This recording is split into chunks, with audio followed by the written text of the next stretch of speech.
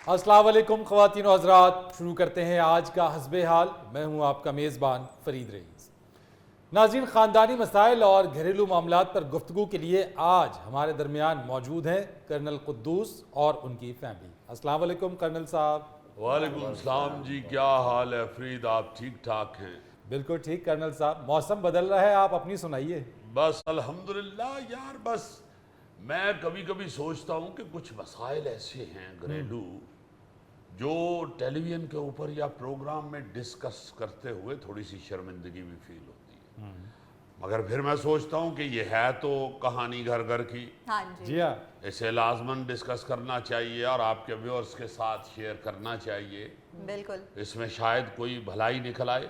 Colonel साहब, जब तक कोई मामले को डिस्कस नहीं किया जाता मसला हल भी नहीं होता है। जी हाँ, जी हाँ, जी हाँ। और ये जो अभी आपने मौसम की तब्दीली की बात की, इस हवाले से आपको मालूम है कि घर घर में कहीं नज़ला, कहीं खांसी, कहीं ज़ुकाम वो लाजमन घुस आता है। हाँ जी। तो उन दिनों में देखने को मिलता है कि अगर बेगम साहिबा बीमार हों जी जी। तो वो तो एक तूफान खड़ा हो जाता है, बेशक हल्का सा नज़ला हो। हाय। अच्छा, और अगर बहू साहिबा बीमार हो जाएं, जी। उनको कोई नज़ला, ज़ुकाम, खांसी या तेज़ बुखार भी हो तो वो बहाने लगाने के जुमरे में आ जाता है। बहाने कौन से? बे एसी का मौसम नहीं है, एसी बंद कर दो। फुल एसी चला के सोएगी तो नजला जुकाम तो होगा ना। अरे बाबा, मत इस तरह की बातें किया करो। एसी बंद कर चुके हैं बच्चे। वैसे ही देखो सर्दी शुरू हो चुकी है और ये नज़ला ज़ुकाम जो है वो सर्दियां जब आ रही होती शुरू हैं तो होते हैं। हो जाता है। अच्छा, एक मौसम से दूसरा मौसम, जैसे गर्मी जा रही है, सर्दियां आ रही है, जो ट्रांजिशनल वेदर होता है इसमें तबीयत खराब हो ही जाती है। जो मर्जी हो जी, कोई जिए या मरे, मामा ने तो यही कहना होता है कि बस बहाने लगा रही है। लो, मुझे क्या जरूरत है कहने की? नजर आता है तो कहती हूँ ना। बिटिया, मैंने तो महीना पहले का पंखा भी बंद कर दिया हुआ है। और जाने दो, खुदा के वास्ते क्यों हवा देते हो जलती को। मैंने खुद अभी 2 दिन पहले तुम्हारे कमरे में घुस के तो पंखा बंद किया है, इतना तेज चल रहा था। वो तो भाईजान गजरेला ठंडा करने के लिए चलाया हुआ था। गजरेला ठंडा करने के लिए आपने क्यों चलाया था? गजरेला आपके बेडरूम में क्या कर रहा था? वो अपने लिए प्लेट ढूंढने आया था। मिस्टर फरीद, भाईजान, हम जंगलों में घूमने वाले लोग, हमें मौसम अफेक्ट नहीं करता। हाँ बिल्कुल। देखें, सर्दियां आते ही मैंने हाफ बाजू सिलवा ली। वाह। नहीं, ये तो खैर पागलपन है। ये कोई अक्लमंदी तो नहीं है कि सर्दियां आते ही आप हाफ स्लीव पहनना शुरू कर दें। दुरानी अलग ही बात करता है। चूंकि मेरा तो बड़ा प्यारा दोस्त है इसलिए मैं तो बहरहाल इंजॉय करता हूँ, मगर यहाँ हमारे यहाँ होता ये है कि बाकायदा 2 महाज बने हुए हैं ओह, और वो महाज आराई जो है वो बीमारी में भी नजर आ रही होती है। खुदा के लिए जाने दो, अगर कोई किसी को थोड़ा बहुत कोई बुखार है या तबीयत खराब है। हाँ जी। कोई तबीयत नासाज है किसी की, तो एक दूसरे को देखो। एग्जैक्टली 100%। कद्दूस साहब, आपने 2 लाख रुपए की बात की है। मिसाल फरीद साहब 1 लाख की बात है, लेकिन अब महंगाई इतनी हुई इसलिए कहा कि 2 लाख की बात की है। देखिए, मैं शिकार करने जाता हूँ, जानवरों को जंगल में मारने जाता हूँ, लेकिन अगर किसी जानवर की तबीयत खराब है तो मैं उससे एक्सक्यूज कर लेता हूँ। पिछले दिनों मैं शेर का शिकार करने गया हूँ। ओह माय गॉड, लायन का शिकार। मैंने देखा कि शेर की तबीयत खराब है, मैंने उससे सॉरी कर ली। दुर्रानी साहब, आपको कैसे पता चल जाता है कि शेर की तबीयत खराब है? फरीद साहब, मेरी बात पल्ले बांध ले पल्ले, कि अगर शेर काम पे ना जाए तो समझ ले कि वो बीमार है। ये शेर काम क्या करता है? शिकार करता है, और क्या उसका जंगल में पीसी हो? मेरा पेटी भाई है शेर, पेटी भाई। वो अपना शिकार करता है, मैं अपना करता हूं। इसलिए शेर शिकार पे ना जाए तो समझ ले कि उसकी तबीयत खराब है या उसकी भाभी से लड़ाई हुई है। दुरानी भाई, हमारे घर की बात हो रही है, जानवरों की बात नहीं हो रही। तो जंगल भी मेरा घर है। और जब हमारे घर में जानवरों वाला सलूक एक दूसरे से शुरू हो जाएगा हाय। तो दुरानी फिर हमारे घर को भी जंगल ही समझेगा ना। जी, आपने मुझे कब देख लिया उसे पंजे मारते हुए? उसे तो पंजे नहीं मारती, बहू को तो मारती हो ना पंजे। बिल्कुल ठीक कह रहे हैं आप डैडी। हालांकि आपको पता है डेली रूटीन में खाना शरफू बनाता है, लेकिन जैसे ही मामा को पता चलेगा कि पिंकी की तबीयत खराब है तो कहेंगे मुझे तो शरफू के हाथ का खाना पसंद ही नहीं है। अब देखिए, यहाँ पे मैं बहू को भी कहूंगा कि इसकी भी ज्यादती है। बहू की तबीयत एक मिनट ठहर जाओ, साथ ही महफिले दुआ ना रख लिया करो। बहू की तबीयत खराब हुई, उधर से शरफू के घर से मैसेज आ गया कि जल्दी घर पहुंचो, उसकी वालदा की तबीयत खराब है। अब वो चला गया, भाई वो चला गया है। अब बहू ये फरमा रही हैं कि मेरी चूंकि तबीयत खराब हुई है इसलिए आपने शरफू को भेज दिया खुद। ये ज्यादती वाली बात। ये भी ज्यादती है। और मेरा मतलब है कि हर सिचुएशन को खूबसूरती से, मोहब्बत से और साफ दिल से हैंडल करना चाहिए। अच्छा, बहुत सारी चीजें और बहुत सारी बातें ऐसी होती है जिनको आप दरगुजर करते हैं और दरगुजर करना चाहिए। भाई अगर नौकर किसी मजबूरी से चला गया है और आपकी तबीयत भी खराब है तो आप, मामू है अब्दुलसलाम, वो घर में है, सनी है आपका हस्बैंड, आप उनसे कह दें काम। अब्बू आपको तो पता है मैंने ऑफिस जाना होता है, मुझे टाइम की जल्दी पड़ी होती है। मैंने आज मामू से कहा कि मामू मुझे ब्रेकफास्ट बना दें। किचन से आवाज आई, मैंने तो अभी खुद नाश्ता नहीं किया, तुम्हें कहां से बना दूं।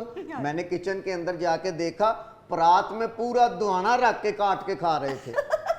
और फरीद साहब, अब्दुल सलाम दुआना ऐसे खाता है जैसे मगरमच्छ दरियाई घोड़े का कलेजा खाता है। मुझे तो साथ वाले हफीज साहब ने कहा था तुम्हारी आंखों से लगता है कि तुम्हें गर्मी हुई है, तुम दुआना खाया करो।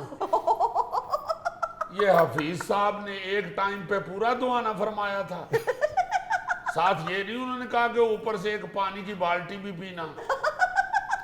हाय हाय, मेरे भाई को हैजा करवाना है आपने। कुछ नहीं होता तुम्हारे भाई को।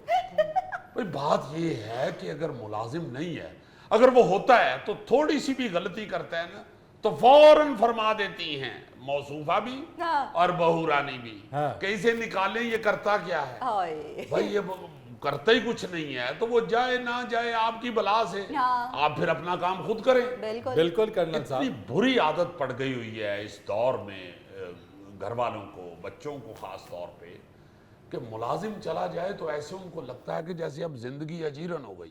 बिल्कुल। भाई खुदा रहा उठ के खुद भी काम करना सीखो जी। मुलाजिम अगर जो है वो आपकी कमजोरी बन जाएगा तो आप इतनी पहाड़ जैसी जिंदगी कैसे गुजारोगे। सही कह रहे हैं आप। भाईजान, मैं तो शरफू के होते हुए भी अपने सारे काम खुद ही करता हूँ। जाने दे मामू, कुछ दिन पहले मैंने देखा आप दोनों हाथों से गेम खेल रहे थे और शरफू आलू वाले पराठे के नवाले तोड़ तोड़ के आपके मुंह में डाल रहा था। वो तो मेरी गेम फंसी हुई थी तो मैंने कहा पराठे ठंडे ना हो जाएं, वो मुझे खिला दे। गेम फंसी हुई थी तुम्हारी, काश तुम्हारे गले में पराठे का नवाला फंस जाता है। अरे दुरानी भाई, अपने हाथ से खाना भी नहीं खाते। मैं खुद जाता हूँ जंगल, हिरन को बातों में लगाता हूँ, फिर उसे शूट करता हूँ, खुद उसकी खाल उतारता हूँ, खुद हलाल करता हूँ, खुद पकाता हूँ और खुद ही खाता हूँ।